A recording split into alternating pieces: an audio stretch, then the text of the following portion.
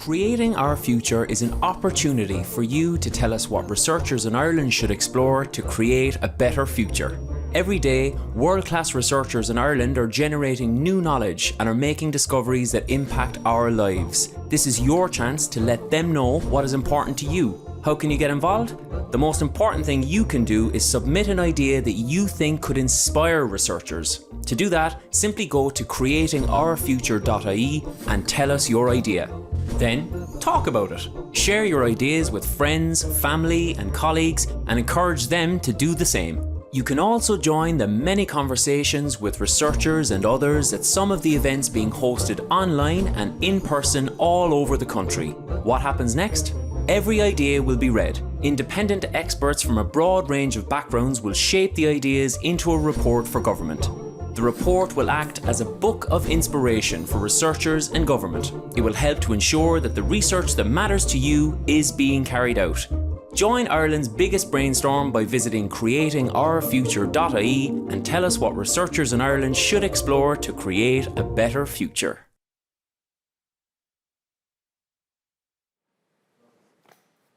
Good afternoon. My name is Ruth Freeman, and I'm delighted to welcome you to this event for Creating Our Future. Creating Our Future is a first-of-its-kind event in Ireland. We're calling it Ireland's biggest brainstorm, and it's all about getting your ideas for what researchers here in Ireland should explore to create a better future. The campaign has been running for months and it's finishing up tomorrow. So I'm really delighted to be joined here at this event with Professor Emilie Pine from UCD. So welcome, Emilie. It's lovely to have you here this afternoon. Hi, Ruth. Fascinated to have this conversation. Yeah, so to introduce Emilie, for those of you who don't know her, is a professor of modern drama at UCD and is author of the #1 non-fiction bestseller, Notes to Self, which I'm sure many of you have read. Emilie joined the School of English, Drama and Film in the spring of 2008. She teaches and supervises student work in the fields of theatre and memory cultures. She's director of the Irish Memory Studies Research Network and co-editor of the Irish University Review. She was the lead investigator on the Irish Research Council New Horizons project, Industrial Memories, a digital witnessing of the 2009 report on the Commission to Inquire into Child Abuse, or the Ryan Report. Emilie runs the oral history collection of institutional survivors' stories with the National Folklore Collection. As a critic, Emilie's published widely in the fields of theatre and memory studies, most recently the book, The Memory Marketplace, Witnessing Pain in Contemporary Irish and International Theatre.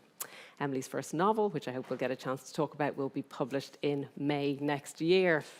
So quite the bio, Emilie, but if you don't mind, can we kick off by talking a little bit about Notes to Self, because it was a book I really, really enjoyed. And I suppose for those who haven't read it, I mean, it's a memoir, it's 6 essays, very personal essays about your life.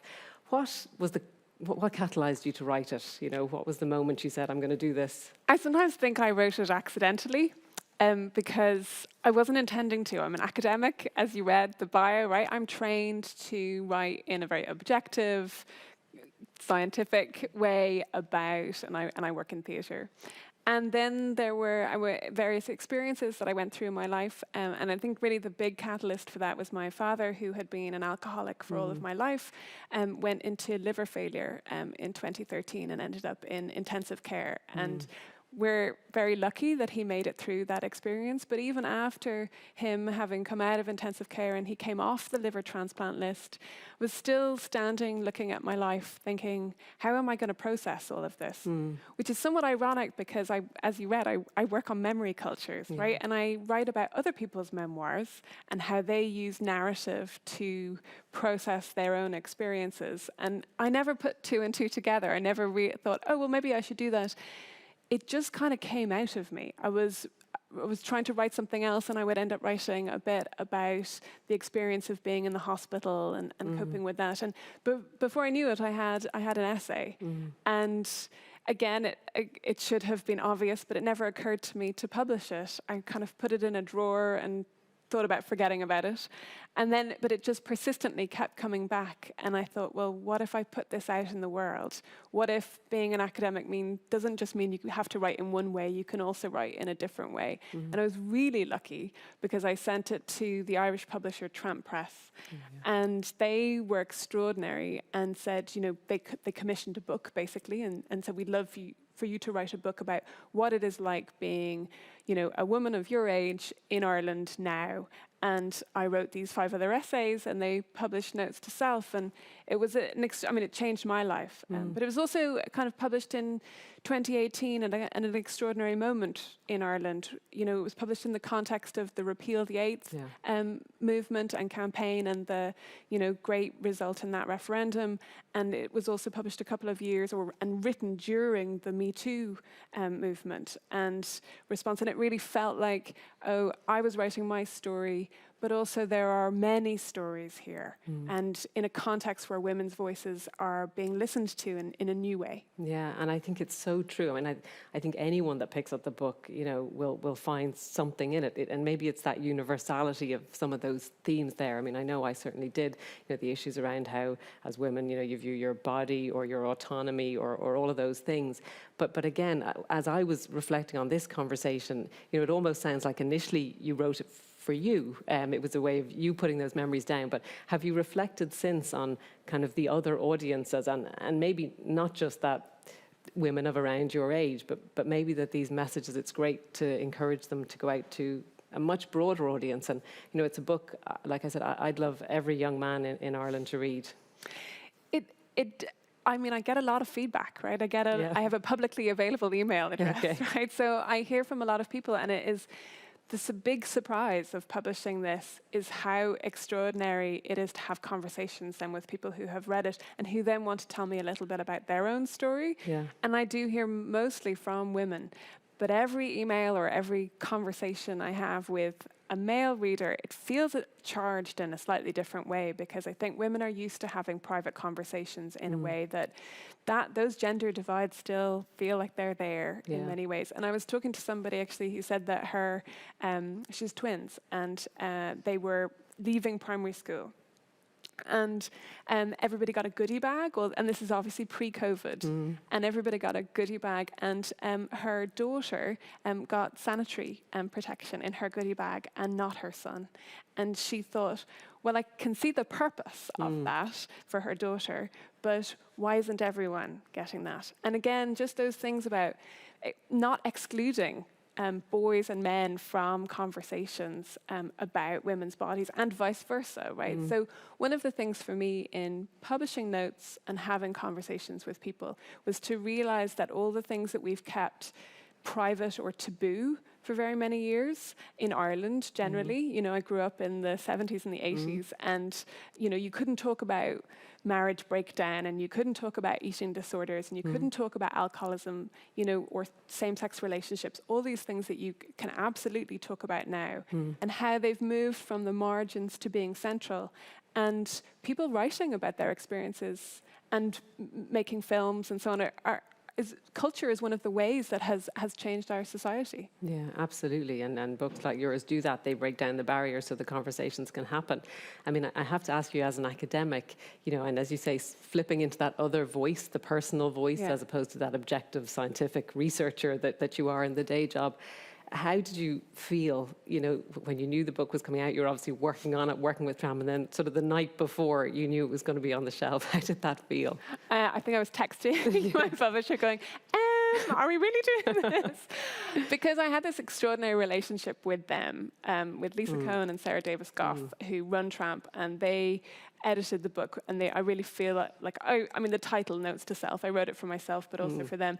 And then it was when I was having a conversation with Lisa about making a change, and she said, oh no, you can't make a change because it's with the printers now, Emilie. And I thought, it's with the printers. Why? Oh, it's being printed. It's going, and it sounds ridiculous, but if I had thought about it, perhaps I wouldn't have done it in quite the same way. And they were really kind. They published it in the summer when I was not teaching. And so one of my fears was having to publish the book and then the next day walk into a classroom and try and be two people at the same time. Yeah. And so by publishing it in the summer, away from teaching term, I was able to have it as a separate experience, and it made me feel a lot calmer and more resilient about it.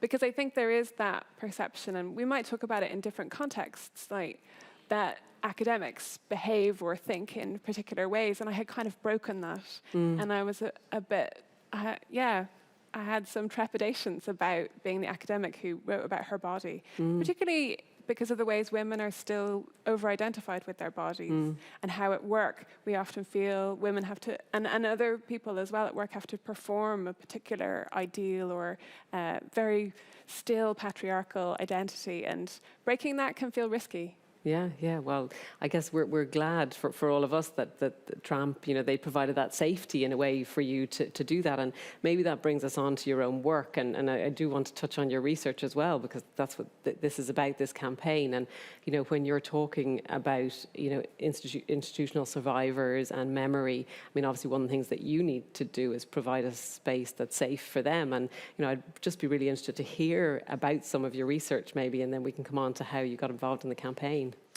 So I got involved, I mean, I'm a theatre teacher, right? So it seems slightly strange even to me to think that I've done a digital project and I'm now working on an oral history project. And it's because I started out teaching plays in which characters were trapped and incarcerated in Magdalen laundries. For example, I started out teaching Patricia Brogan's play from 1992, Eclipsed, and suddenly discovered this whole other history, and was also really struck by teaching this to 19, 20-year-olds who had no idea what a Magdalen laundry was. And because it's not covered, it's not part of our history curriculum in school. And it's only just starting now in 2021 to start to make it into the history curriculum in certain schools. And so you have a large part of the history of modern Ireland completely excluded from, my students doing degrees. And so it was really interesting to me to see how studying theatre could bring them into this larger understanding of the country that they're citizens of. Yeah. And from that, then starting to work first on a digital project funded by the Irish Research Council, where we digitized the Ryan Report, and I worked with people in computer science who did all the really difficult work on it, to think about, what if we treated official government reports like the Ryan Report as if they were a piece of literature, and we analysed them in similar ways? So what if we took my skills and we combined them with digital skills, because reports like that are huge, 2,600 pages for the Ryan Report. What if we combined them and tried to make something new out of that? And that was a very interesting project with lots of outcomes, not least identifying all of the testimony in the report. Because one of the things that if you talk to people who have been in institutions and who have given testimony to the government commissions, they will often say that it was relatively empowering in some circumstances to tell their story, but then afterwards they didn't have any access to what they had said, because those research reports are sealed and in the National Archives for between 30 and 75 years. So out of identifying the testimony in the Ryan Report and making it visible as testimony, I took a step back and started working with the Christine Buckley Support and Education Centre, and I said, what's the one thing that I could do as an academic? Because I was really aware that I was doing this work in the university, and there were lots of other researchers in contact with them too. But that work was over here, and it was probably benefiting scholars and students, but not necessarily the people whose stories we were, researching. Yeah. And they said the one thing you could do for us is listen. So through working with UCD Library and the National Folklore Collection, we started this new kind of strand in the National Folklore Collection called Survivor Stories, and I've been trained into this by Christopher McCarthy, who I work with in the National Folklore Collection, to listen to people who want to tell their life stories, people who in the main have experiences of being in institutions. And for me, one of the key parts there is to see people who have been in institutions not as victims who we are listening to, but as experts in this particular part of Irish history who have huge lessons to teach us. And that is where the research dimension comes into it. And then listening is, also the best thing. Sometimes the best thing we can do for another person is just to listen. But I think, as you say, listening, but also giving weight. But by framing them as experts, is that it's a recognition as well as a listening. You can see how important that is. I mean, what I should have said at the beginning of this, that you're one of the ambassadors for the Creating Our Future campaign. So can you tell how did it come about that you became involved, and I suppose why did you decide to get involved? So, I mean, that little story is quite a good example, right, of why I think some of the best ideas come from outside of universities, right? When we ask people, okay, what would actually be useful for us to provide or for us to try to do? And that idea of people in universities and researchers being the experts and, in some way different is a complete myth, right? And we know that. So what if we opened it up? And I think this is a really exciting opportunity to, as you said, have Ireland's largest brainstorm and say, okay, there's a lot of creativity in this country. And what if we asked people to just give a little bit of their creativity towards suggesting ideas and questions and areas that research could work in the future? Because we're always looking for new ideas and new directions, and we never know where that's going to come from. Yeah, absolutely. And I think it's so true because, I mean, we know that only, not everybody gets the opportunity to go on to become a researcher. And often your life experiences do inform what you do as a researcher. So I always feel, well, what about all those other life experiences of people that didn't get to go on to be researchers? And particularly in some fields where we know they're not terribly diverse. So, are we sort of missing a trick as people involved in research if we don't widen out that net and kind of get the opportunity to get all the good ideas in the room? I know. Yeah. I mean, I think, right, we have had a year and a half now where we all know what an antigen and a PCR test is, right? So to an extent, we're having conversations about science that we never, and vaccines that we never had before. But for me, coming from an arts background, actually people's expertise is largely not in sciences, it's in culture, because we interact with that every day, right? We read books, we watch TV, we go on social media, we go to museums, we listen to music, we're constantly interacting with culture. And so part of the Creating Our Future campaign is about saying, okay, take a step back and don't take culture for granted, and what if we consider, right, how do we ask people to look at the everyday culture around them, not just the big kind of high-flying ideas, but the everyday culture around them. And like you said, how do we make our research more diverse? Yeah, no, I think it's true. And I think at the heart, with all research, it's kind of about, understanding ourselves, whether that's in a medical or a health sense, or how we feel about things. It's about understanding the environment around us, whether that's our culture and what we're watching on the sofa at night, or what's happening in the mountains and the hills and the birds. But I guess it's also a way to shape the future, because research is also invention and it's innovation and it's new things as well. And I suppose another thing in this campaign that I think is really important, it's to, that maybe false dichotomy that we see sometimes between the STEM, the science world, and the art and humanities world, trying to sort of blow those barriers away and say, all of this is important. I mean, how do we get there, do you think? I think one of the things is to try and imagine our way through the barrier, or even let's imagine that there isn't a barrier between STEM and arts research, and have conversations. I work on what's called cultural memory. I've had conversations with neuroscientists who say the thing that you call memory is not actually memory, Emilie, because what you're calling memory are stories and museums and images of the past, and I'm putting this kind of label cultural memory on it. And my response to that is sometimes, well, things that we have known in cultural memory, for example, that memory is highly subjective, it's completely changeable, it's not reliable as a kind of a record of fact, it expresses the self in various ways, and whether that self is an individual or a larger collective or cultural group, we have known that in culture for a really long time. Neuroscience is only showing it the plasticity of memory in much more recent kind of evidence and experiments. And so I think that conversations can be really enriching in both directions. And considering that, I mean, as I said, I've worked with computer scientists. I never imagined that, right? My initial research was sitting in a theatre. So how do I go from there to sitting in front of a laptop with people talking about scale research, talking about sentiment analysis of language done with a computer. And so I think considering the ways in which we cannot,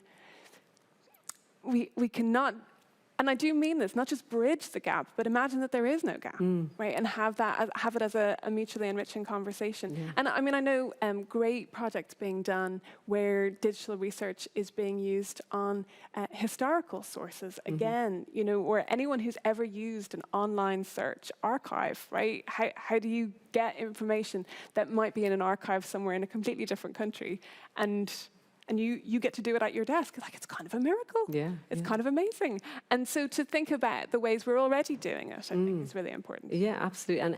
And I think, when we think about this campaign, one of the things we didn't want to necessarily have the full focus on was just around solving problems, because I think it can be easy to go there, cure cancer, climate change. It's all of those big things that we think about, that it's about much more than that our lives are about much more than those problems. But I think, for me, when you think about the ability of TV or social media, all these things to actually impact on our society, our culture, and actually how we're going to operate together as a country or as a global society, I mean, I think there's probably a lot that we can learn there in terms of building a cohesive society and the role of the arts and the role of social sciences and humanities there.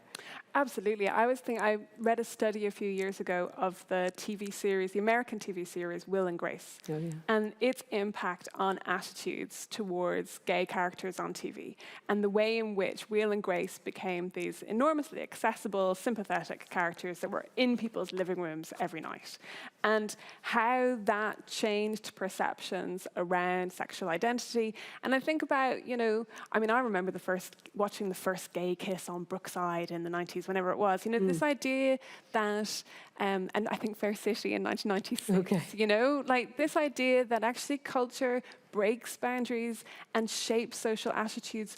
And, here I am, I'm talking about the Ryan Report and industrial schools and historic abuse. But what those show is that it doesn't have to be about past trauma, right? It can absolutely be about exciting developments for the future. And I think of the 2015 marriage equality referendum and the joyful result coming out of that.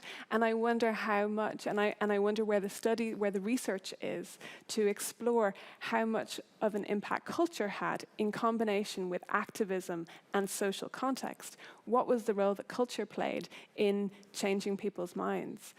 I have a colleague who's working in NUI Galway on an amazing project called Active Consent, where she's using drama, writing plays and working on theatre with her students to change and lead a culture change around active consent around sexual behaviour. And really emphasizing that as a positive, active dimension. So again, just thinking that all the numbers of ways in which, because culture is such a part of our lives, it plays such a role in how we see ourselves and the rest of the world. I think as well, formats like drama or the novel or memoirs as well, they're a great way for us to explore and maybe build empathy. And I think empathy is something, when we look at the world today, we would probably all agree a bit more empathy wouldn't go astray. I don't know if that's something you would identify with. I totally do. I think empathy, compassion, kindness, mutual understanding, patience, all of these qualities that can sometimes be in short supply in a really fast-paced world, or in a world that is always stressing innovation and change and progress and success rather than some of those as core values. For my work, I was teaching last week, and we were studying a play about refugees, and it's an ancient Greek play about refugees coming from Egypt to Greece. I mean, it's written over 1,000 years ago, and yet still obviously very, very contemporary. And we were talking about what it would be like to see in the theatre, which we can't do at the moment, with the organised student groups anyway. And I was asking them whether they would see themselves as witnesses in that experience. And they said, for sure, it changed their view of refugees as us rather than them, and thinking about empathy as a bridge into that. And to my mind, I think we need to do a bit more work on empathy, right? To figure out how it actually operates. And does empathy change us, right? Is it enough to feel empathy, or do we also need to feel politically engaged? You know, my idea, which I submitted on creating our future, is all about that, right? Okay. How do we connect research and culture around culture to society? How exactly is that operating, rather than the sort of vague understanding that we have, you know, that seeing a film about X subject will change our mind about Y subject. Yeah. Let's actually get the concrete evidence as to what this does to us as an individual, as a society, as a group. Yeah. Exactly. I mean, I think as well, I mean, obviously my background is science, and we've had discussions for years about underrepresentation of women in different parts of science and computer science and maths and those areas particularly. And I'm struck as well. I do wonder, is there kind of a gendered aspect with the humanities and social sciences where maybe for young boys and men out there, they don't necessarily feel the same kind of access, and maybe it's to do with the weight of importance that they see put on some of these things, because, you know, again, I think that access piece is so important. And it's funny, I was reminded by this quote from Marion Keyes, which I just thought I would read and get you to respond to. And Marion said, I just feel that the world is structured so that the things men love are given far more cultural weight than the things women do. If you're told, well, the things I love aren't really very worthy, then I'm not really very worthy, then I'm not going to ask for the things I would really like equal pay, like freedom to walk the streets without worrying about being attacked. But as Marion says in her Old Doors, I just think, don't make women feel shit about the things they love. They're just as important and just as valid as the things that men love. And I wonder, you know, does that ring any bells with you in terms of the way we think about research? It does. I mean, the one that straight off the bat, right, is Marion Keyes, one of the most successful novelists of all time, coming from Ireland. She sold over 30 million books worldwide. She's translated into, I think, over 30 languages. Yeah. And yet I can think of, you know, way more people doing PhDs on James Joyce than on the work of Keyes, right? And so I think that identification, and it's historic, right? If we, and we might think of chick lit as being a kind of modern invention, but actually if you're looking at the 18th century and the beginning of the novel, women were often, the novel was associated with women and with romance, but it was also seen as morally dubious, right? Because women were so impressionable and they didn't have any intellectual ability to differentiate between truth and romance, that they shouldn't be allowed to read novels because this would be really dangerous for them. So historicizing it is really important, obviously, and thinking of this really long history of women reading and women escaping into reading. And there's a wonderful book about Mills and Boon reading that came out several years ago that talked about, well, you know, it looks, you know, Mills and Boon books look ridiculous or whatever, but actually they represent a rational choice for women who are particularly, perhaps not enjoying their lives particularly. And so they go and have this great moment of enjoyment in this novel. And that's a highly intellectualized choice, right? So, you know, when we take assumptions about gendered assumptions, like some novels are lowbrow and for women and should be labeled in particular ways, whereas men are reading science books and history and important things, right? We're not doing a service to any of those people, right? What about the men who are reading or who are wanting to read, you know, more popular books by women, and vice versa. But also we are continuing to run on these kind of weird parallel train tracks, and we're never considering how we might communicate better, how we might create a better world, how we might have more interesting conversations and a more interesting culture if we got rid of that and if we started to think about how, and I know a lot of work has been done on this in management styles, right? That this idea that men manage in a particular way, which is very top, and these are generalizations, are very top down and are very kind of bossy, for want of a better word, and authoritative and so on, whereas women are a bit more touchy-feely and a bit more, you know, kind of asking the room for their opinion and so on.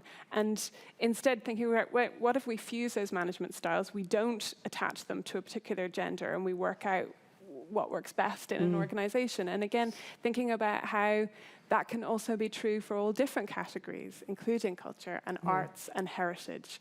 You know, what if we looked at museums and thought about, are the stories that museums are telling particularly gendered in certain ways? And what if we took a step back from that and thought, how can we make this more inclusive or more diverse?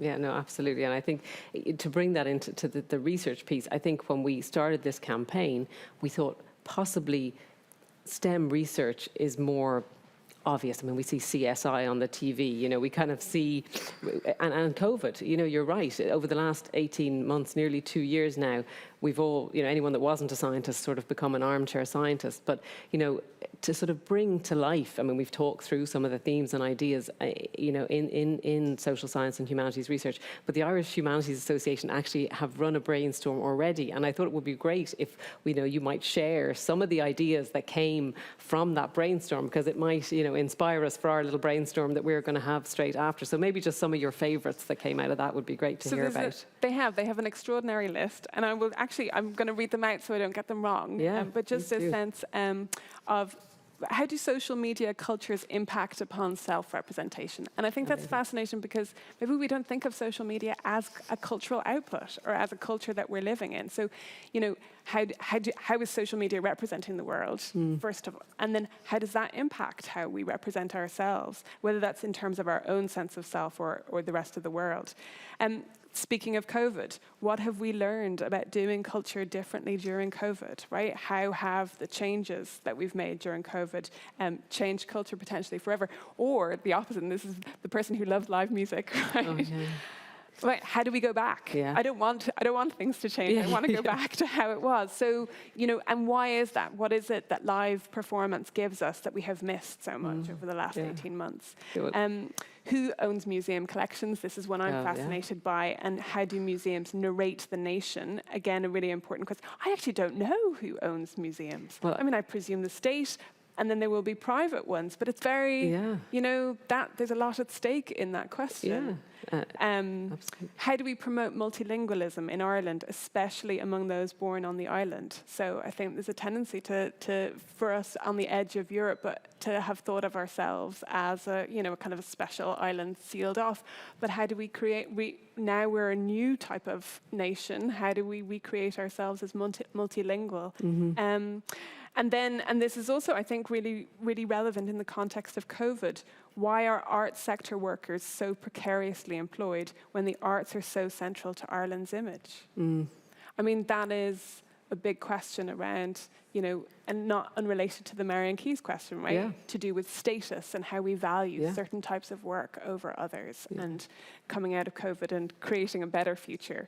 What kind of priorities do we want to have? And isn't it interesting that that kind of question coming through is actually demanding evidence so that we can answer that question? And I suppose that comes back to the academic method, the method of doing research. I mean, as you even called it the scientific method, even in the arts, but it is that, I suppose, gathering and synthesizing evidence and producing those outcomes so we can make better choices. And I often think, you know, without research, sometimes our choices might almost be accidental, or as you say, based on, we sort of have a feeling that this is how things are, but maybe it's not how they are.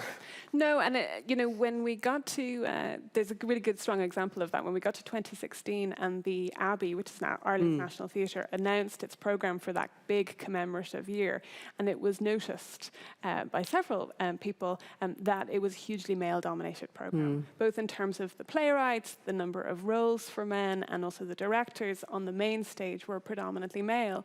And this cemented a feeling that many of us had had for a really long time that, oh, look, maybe the arts include a lot of women who are working within the arts, and yet it still feels very male-dominated in terms of the kind of work that's valued.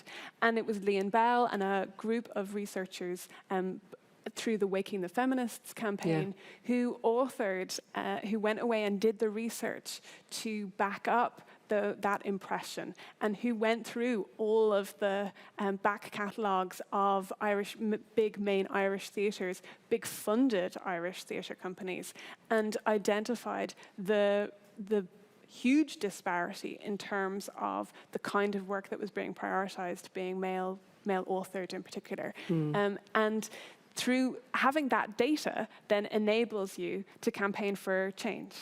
And so that research is key to any kind of change happening. So the research doesn't change the plays, but the research changes potentially the kinds of questions and priorities that lead to different plays, not just from the past, but new work being commissioned. Like, who are the culture makers of the future that we're missing if we don't have research and data to back up our impressions that things could be more equal? Yeah, and I mean, as those of us that work in research know, getting to choose the questions or the ideas that are the subject of the research in some way shapes where things go and what gets changed. Yeah, and I think that, Waking the Feminists is a really good example, because Lian Bell just had a tweet. Yeah. And that just grew. That's one person, or I think of, the one person model, the one single question model, of Catherine Corliss and Tuam. Absolutely. And that is one person undertaking historical research and asking a question which nobody else wanted to ask, and certainly nobody wanted to answer, and changing, not just individuals' lives and our understanding of an institution like the Tuam Mother and Baby Home, but also changing the national narrative around Ireland and what kind of a country we are, and that both in the past and into the future.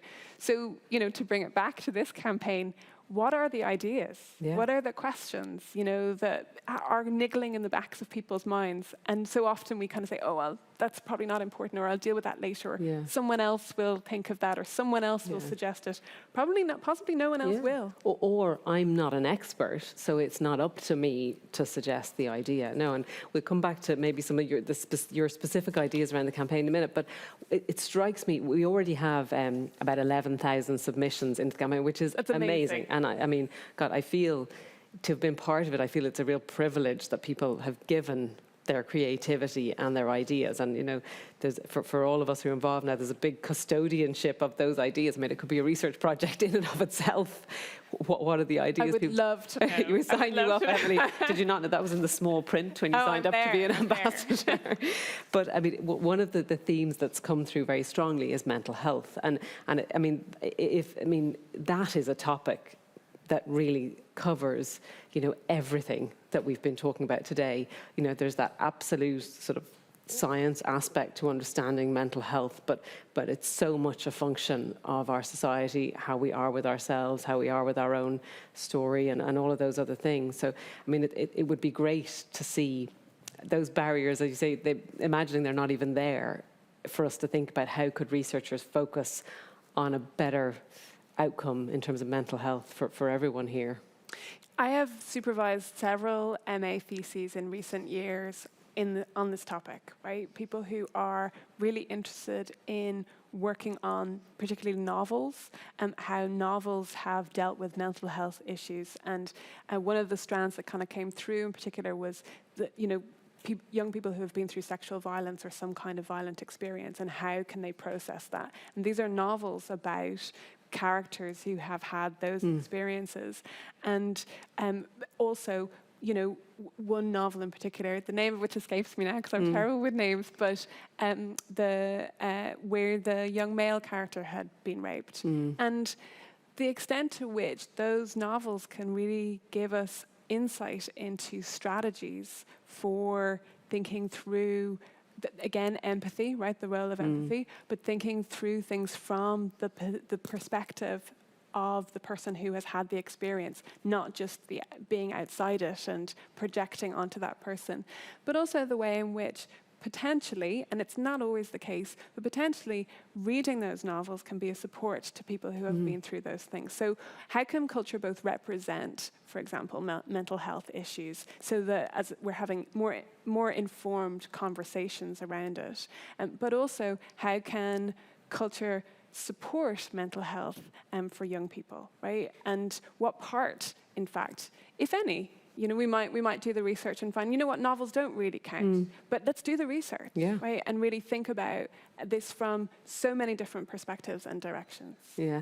I mean, I think the other is a word you mentioned earlier when we were talking about notes to self was about taboo. And one of the other areas that's come up was about women's health. And I mean, again, some people may have seen on Joe Duffy, during the year, there was a big outpouring of stories from women about the menopause. And but what was really interesting to me about that whole discussion was the real issue was the taboo around women's bodies. That was why the information didn't seem to be there in many cases, or sort of the discomfort around the conversations. In a way, it wasn't really anything to do with the science bit, you know what I mean? So that's another really good example of how you have to have this holistic approach. And I think in research, we have to sort of stop othering the disciplines and think about how we can work together to maybe get better outcomes. Yeah, I mean, I think so. I mean, I think the science is there, but it feels sometimes, particularly as a woman, that it's in the hands of a very few people, that knowledge, and then the rest of us are out here kind of wandering around. And, it used to be periods. We didn't want to talk about periods, and now it's like menopause, right? And those conversations are beginning to happen. But it really strikes me that around the taboos of bodies and so on, that it's talking about it, right? It's having those conversations. And that's language, and it's also radio, right? Yeah. Like, radio is such an important part of kind of social history and our culture. And again, there's very little research done into. Now, this is not to knock the people who have done great research into the field, but where are the huge studies on the role that radio plays in Ireland? We're such a radio nation, right? Radio listening. And we like to phone in and we like to tell stories. And why is that? I don't have an answer to those questions. But I do think considering the culture as an active player and not a kind of background presence is a real shift. And once you start thinking that, then you start going, oh, well, why does it work this way? Or how could it work better or differently? And when we start questioning, then we start really understanding. Yeah, and it brings you to that whole area of engaged research. And I think you touched on it in your work about reframing victims or survivors as actually expert witnesses to history and culture.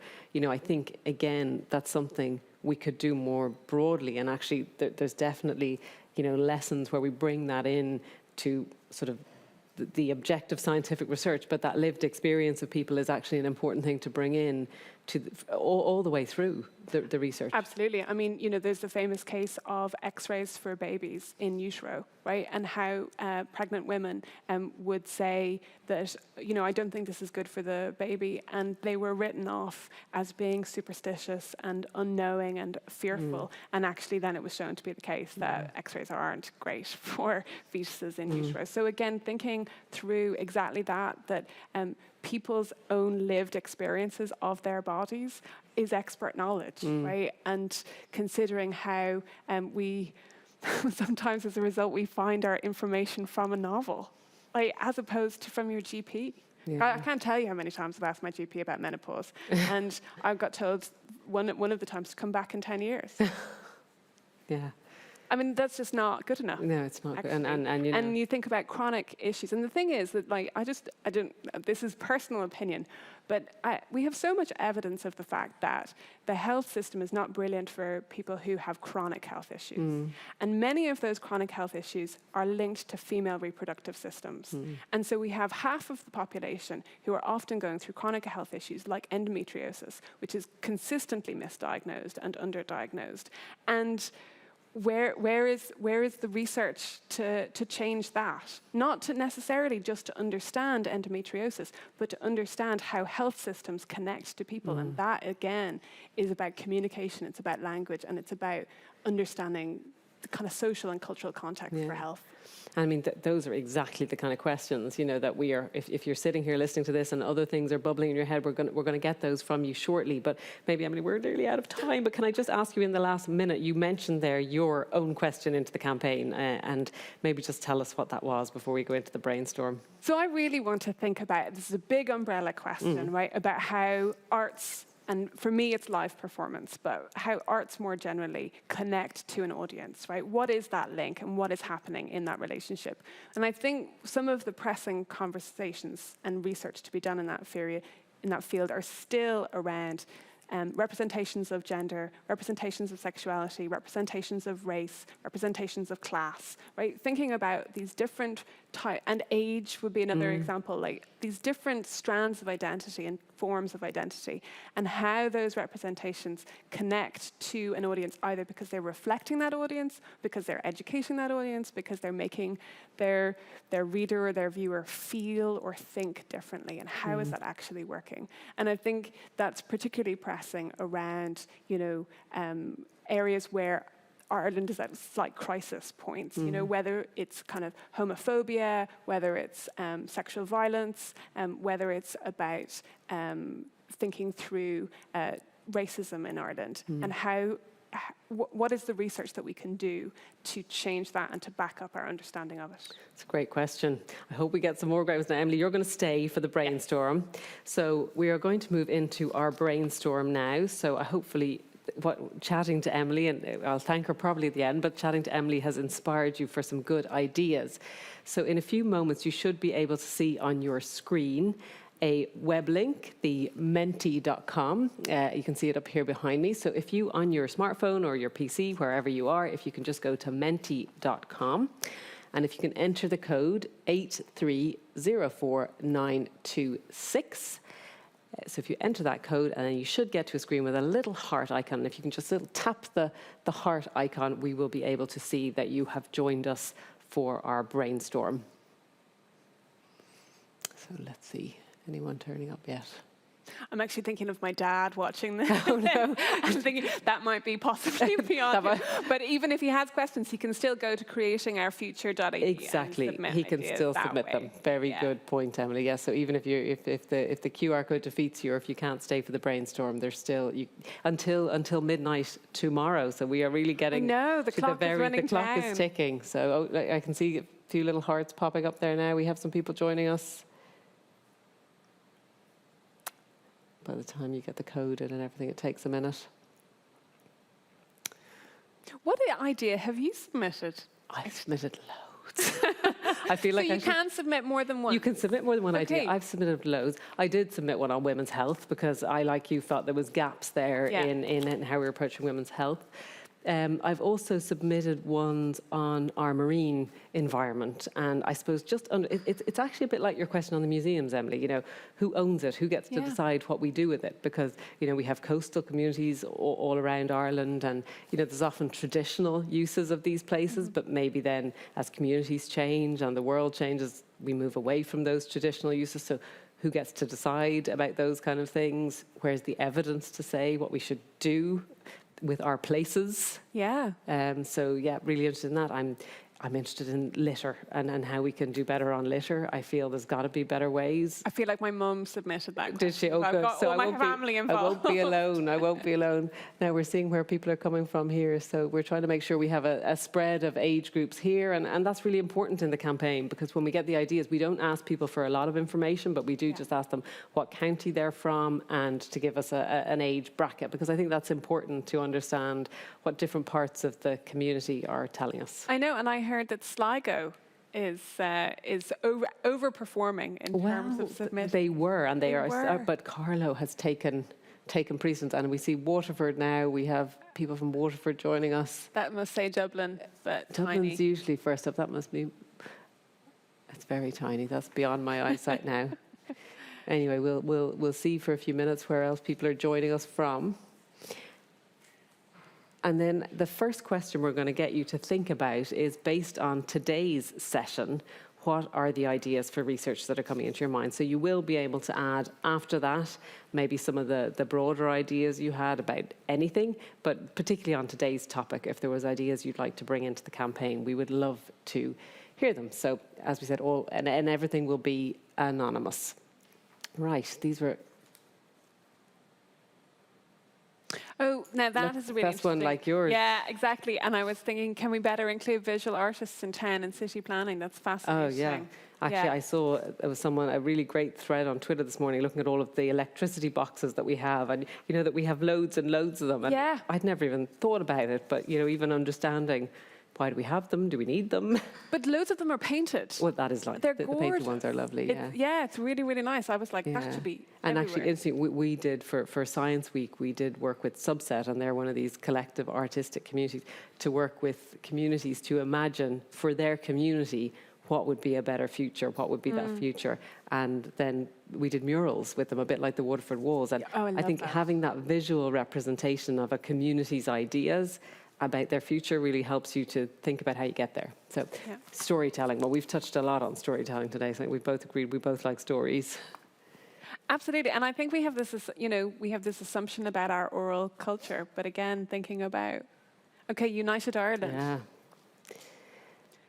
I mean, I think so far, most of the, I'm sure there's really good research going. What I've seen, a lot of it has been sort of vox pops in the media about how people feel, you know, but I'm sure, I don't know, maybe you know, has there been more research done around a United Ireland? And I don't know, but one of the interesting things is the number of initiatives there are to do research both north and south of the border. And I think it's really, really positive development to think about us as an island and what makes us interesting as an island, not just as kind of a country with a border in it. Yeah, absolutely.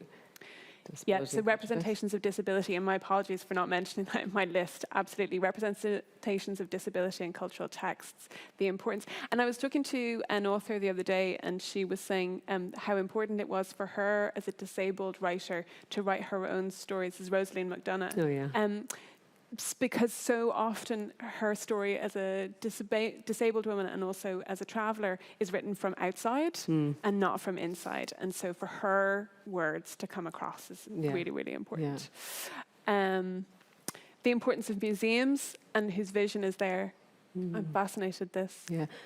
What are the harms we wish we would have interrupted today that were allowed to happen? I mean, again, coming back to your expert witnesses, so important. Can we actually reflect forward and say, can we not be having this conversation in 30 years? Yeah.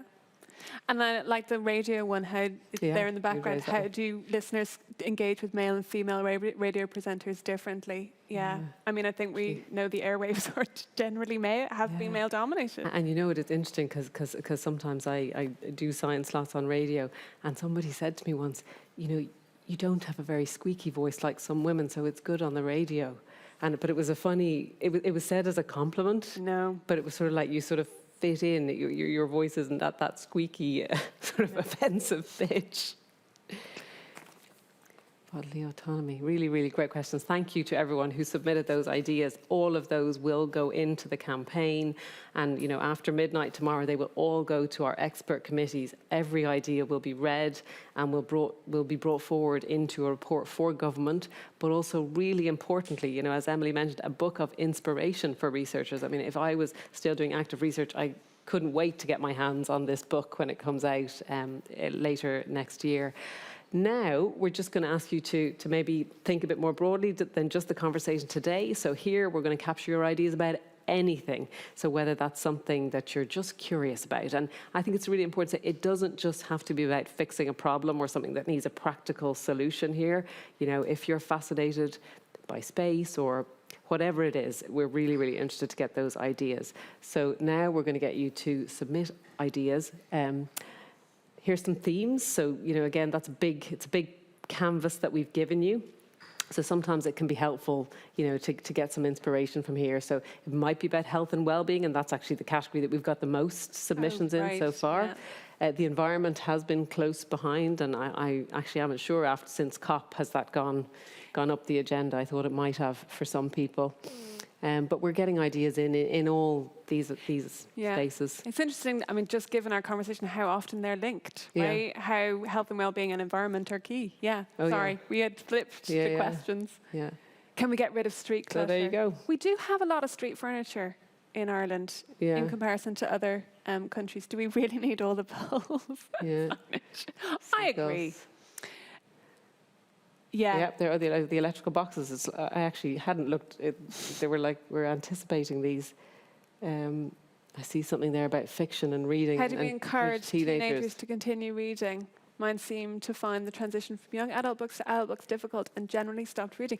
I think this is fascinating. And I think it's really interesting that people love reading series as well. There's something about young adult books that often come in a series of 6 or whatever, and just that sense of engaging a reader and keeping them engaged, right? And I would love to see research done in that field, right? So it's a great question. And I think, those young adult books, they buy, children and young adults, they buy into the characters. They're like friends. They get to know them. So they don't want it to end. And I think that, maybe, I'm anticipating now, but seagulls, Yeah. But I mean, this is true. I mean, seagulls eat chips and get more aggressive, right? So eating human food is really bad for them. But I mean, that whole thing about ecosystem balance, I think, as COP's told us, all of our decisions actually have to be more informed by ecosystem balance. The role of the artist, again, and I think, can we have places to sit in cities? Yeah, absolutely. And then the role of the artist, I mean, that's obviously a very broad umbrella, but just thinking about how do we recognize that role as an active presence? I mean, it relates back to the conversation at the beginning and some of the conversations that were happening about universal basic incomes for artists as people who contribute to the sort of full fabric of our society. Outdoor spaces for young people has come up a lot, both outdoor spaces and transport. Yeah. I've seen a number of those coming through from the sort of teenage and young adult age groups. So, topics that you're passionate or curious about.